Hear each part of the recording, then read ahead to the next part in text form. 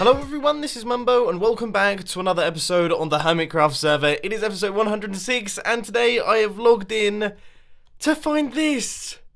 He has literally just died on me. He was on 1 bar and I was panicking. I was trying to get my recording software set up and then he has died right before my eyes. So we now have 4 redstone lamps turned on. That means we've only got 3 remaining, which isn't good. For those who don't know, we have got 32 diamonds in this chest right here, and above it we have got some TNT. When this guy dies 3 more times, that TNT is going to go off. It is going to blow up all of our diamonds, and we're going to be losing all of them. So I'm quickly going to pop up to the Mumbo jump drone. I'm going to grab myself some emerald blocks, and we're going to revive this guy once again. So here we go, flying in towards the Mumbo quest bot. Let's chuck that right into there. And we should see that the redstone lamps will begin to turn on once again. This thing will randomize and his face will begin to look just a tiny bit more happy, which is excellent. That's brilliant, but it is also a massive shame that this guy has passed away. But aside from that, what are we actually going to be doing in today's episode of Hermitcraft? Well, I have got some pretty massive plans here, okay? They're enormous, to be quite frankly honest with you. What I want to do is I want to create a huge, gigantic slime farm. I want to create a slime farm. Now, I've wanted to do this for ages on the Hermitcraft server. In fact, I was going to do one right at the very start, but it turns out Impulse SV actually built the slime farm exactly where I wanted to build my own slime farm. So what we're going to do is we're going to build it over by my base so that we can have our own slime farm that is going to feed it into the industrial district storage system. That's the plan. Anyway, I hope it goes well. So the first thing we've got to do is work out where the slime chunks are. So I've entered the Hermitcraft seed into the slime finder application on Google, and it is telling me that I've got a double slime chunk in these 2 chunks right here. So this chunk that you can see here, and also this chunk that you can see right here. Now, if you're wondering how I've actually got these crazy things up on my screen, if you hit F3 and G, that will show the chunk borders, which means that you can easily locate where a chunk is. So this is a chunk, this here is a chunk, and then basically everywhere is a chunk. That's what Minecraft worlds are made up of. But these 2 chunks, this one and this one, are supposedly slime chunks, which means they're chunks that slimes can actually spawn in. Which is brilliant news, because they're very, very close to the industrial district, as you can see right here, and they're right next to one another, which means that we can make a double-sized slime farm, which means it's going to be twice as efficient. Now that's good, okay, that's a really good start, but here's the thing. Slimes only spawn between level 40 and level 0, okay, right the way down beneath the earth, which means that we have got one heck of a lot of mining to do. I mean, seriously, we have got a huge quantity of mining to do, so I'm probably going to have to move my haste 2 beacon over into this area right here, and I guess we're going to have to get started. So I thought a good way to start would just be to clear out all of the topsoil right here so we can get a rough idea of the size of this thing. And we're currently at -1503 by 655, and if I take a look at the slime finder, we need to be, yep, that is the correct location, so 1504 by 656, so we're just inside there. And if we run over to the other side real quick, we should see that this one, -1472 by 640, let's see if that matches up, -1472 by 640. So we are perfectly inside this chunk right here. So these 2 chunks, I have confirmed, are in fact slime chunks. These are going to be spawning slime. So these are the ones that we're going to have to take out. And I've been doing some thinking while I was doing that clearing. On the one hand, I could do it, you know, the proper way. I could go through with my efficiency 5 pickaxe and my haste 2 beacon and basically mine out the entire thing. Or, alternatively, I could make use of the 2 double chests of gunpowder that I have up in the Mumbo jump drone, and we could do some explosive work on the Hermitcraft server and basically mine down to the bottom using a TNT quarry and then tidy everything up afterwards with my pickaxe. Now, I don't know about you guys, okay, but I've been doing some thinking, and I think that sounds like the better option to me. These llamas make the most horrible noises. Good grief. Step number 1 is to gather up a bunch of sand so that we can craft all of the TNT, because this is going to use a whole ton of TNT. Now, I had around about 2.5 stacks in my storage system, but I personally don't think that's going to make the cut, so let's gather up some more. What? Again? Oh my word, no. This is bad. This is really, really bad. Seriously, this is awful. Oh my word, this is bad. I managed to get back all of my stuff, and now we're in the process of crafting up all of the TNT, and I plan on using all of the sand and as much gunpowder as I possibly can. I just want lots of stacks of the stuff. We already have 3.5, that's probably enough. We're going to keep going. So this rather crazy looking grid structure up here is the thing that is going to be dropping the TNT down onto the ground. Now, I know what you're thinking. That doesn't look very much like a thing that's going to be dropping things onto the ground. It looks more like a giant spatula. But in each one of these gaps right here, we are going to have a dispenser. And inside that dispenser, we are going to have all of our TNT. Now, I've designed this thing so it's just about high enough off the ground so that I can reach it. But hopefully it shouldn't be blown up by any TNT that falls. That being said, though, it is a tiny bit close. So I might need to take a layer or two off this area here. But in theory, it should work once we get it all up and running. Tinfoil Chef, you are my hero. You are my absolute hero. 1, 2, 3, 4, 5, 6. For 1 diamond. Oh, it's just the best thing ever. And once again, Tinfoil Chef, you are my hero. Look how many redstone blocks he has got. That is mad. I might actually buy all of them. On a side note, I just took a look in the bookstore. We had 40 diamonds in there, which means we've finally done it. We've got enough diamonds to make 1 full stack of diamond blocks. Now that is a monumental achievement on the Hermitcraft server right there. So we're making our way through, placing in the final few bits of redstone right here. We're just going to need a few more of that, and that should connect up all of our dispensers, and all of them should power at exactly the same time. Now, that is the theory. Okay, that's the idea behind this thing. I honestly don't know if that's going to be correct. So watch these corners over here.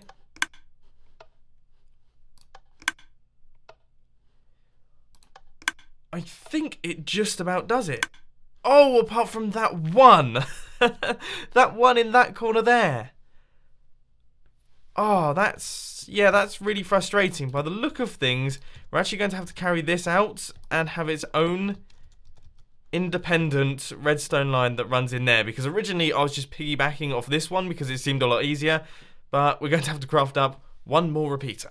So each one of these dispensers right here has got 11 TNT on the inside. There are 47 dispensers in total. All of those dispensers are connected up using redstone, and we're about to find out if this thing is actually functional and if it's going to destroy my entire industrial district, okay? Because if one of these things misfires, if one of them sends a piece of TNT just a little bit later than the other ones, that TNT will be shot off, it will probably land over there, and it will destroy this guy. This guy being one of the most complicated redstone contraptions I've ever built in survival Minecraft. So, to say I'm nervous is a bit of an understatement, but let's do it! The TNT has fallen.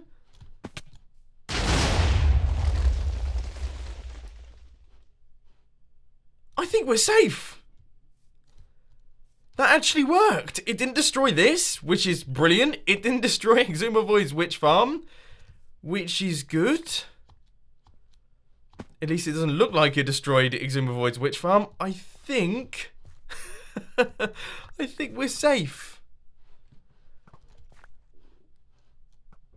Fantastic. Right. Well, I'm going to fire this a couple times. We're going to see how low we can go.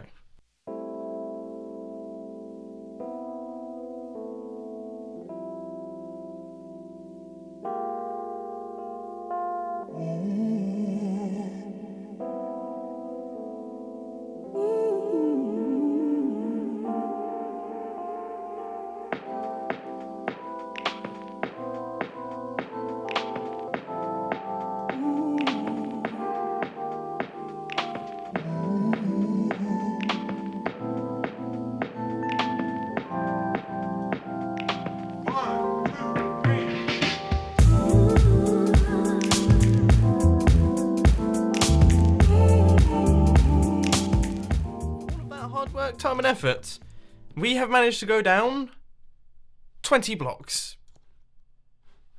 20 blocks. That's how far we've managed to drop. Obviously this part's a little bit different, but there was a hole here, so that doesn't really count too much.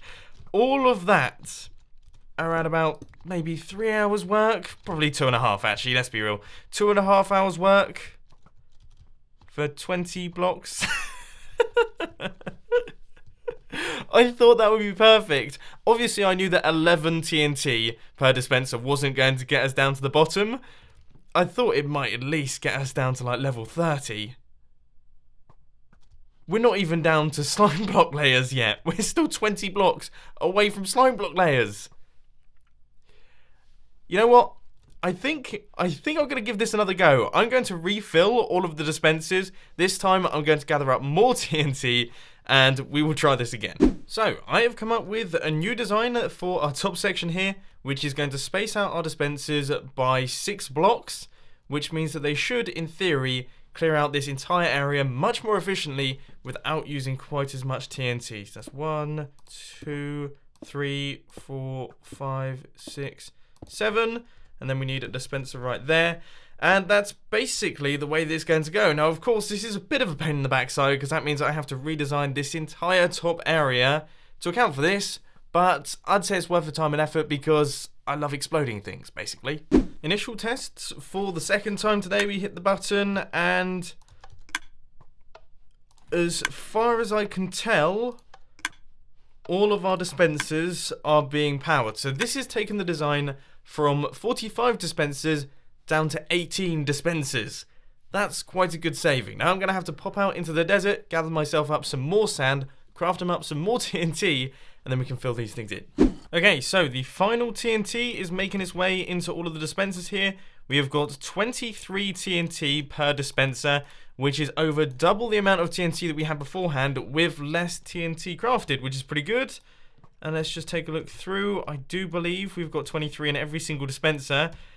So I guess it's now go time. We're about to find out if this new design is fully functional, if it has the full coverage of the entire space. Boom.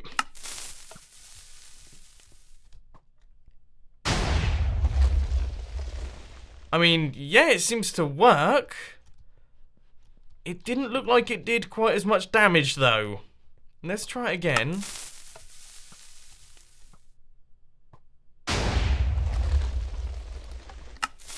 I think it's working okay, but it is leaving a few blocks behind. That's fine by me. Alright, I'm going to do this for a little while, and we're going to see how far down we can go.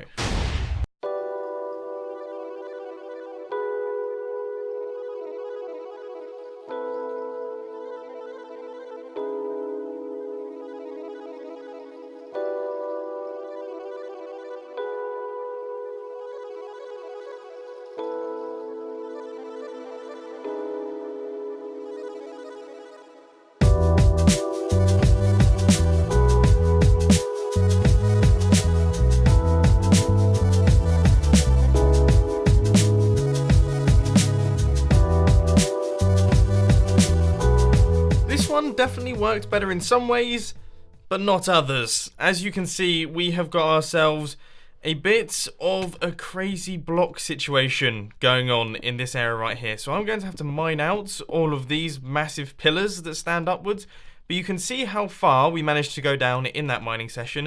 And actually, if we drop down to the bottom, we are on level 33. Level 33. That's not too bad. But it does mean that we are going to have to do a bunch of mining. I've decided I'm going to be giving up on the whole TNT thing. I don't think that's working for me.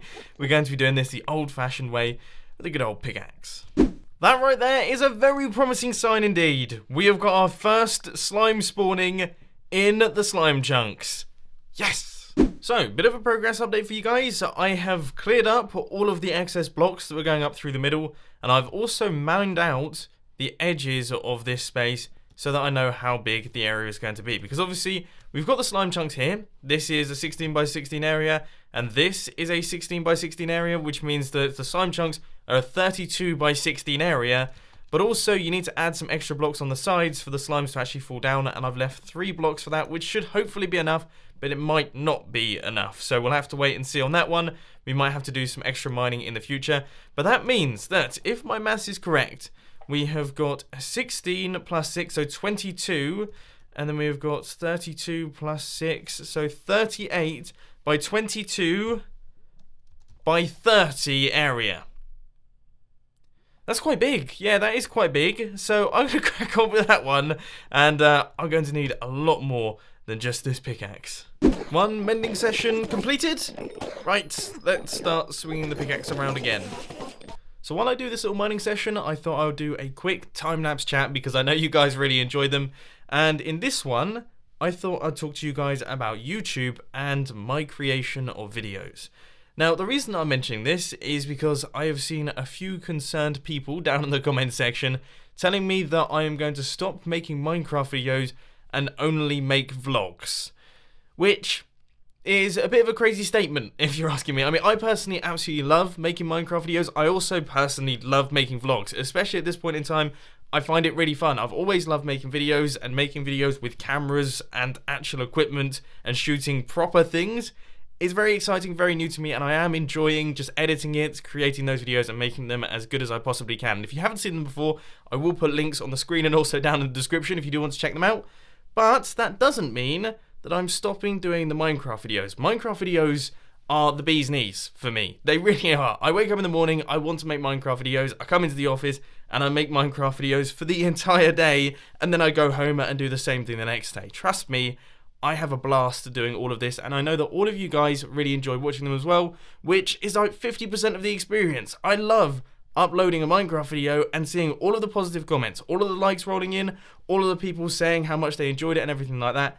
That means the world to me. So I just wanted to clarify, no, I am not quitting Minecraft to make vlogging videos.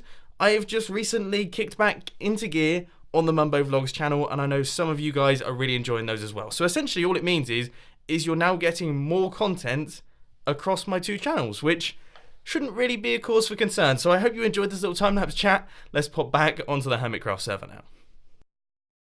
And there we go. I reckon this might be the biggest hole I think I've ever created on the Hermitcraft server.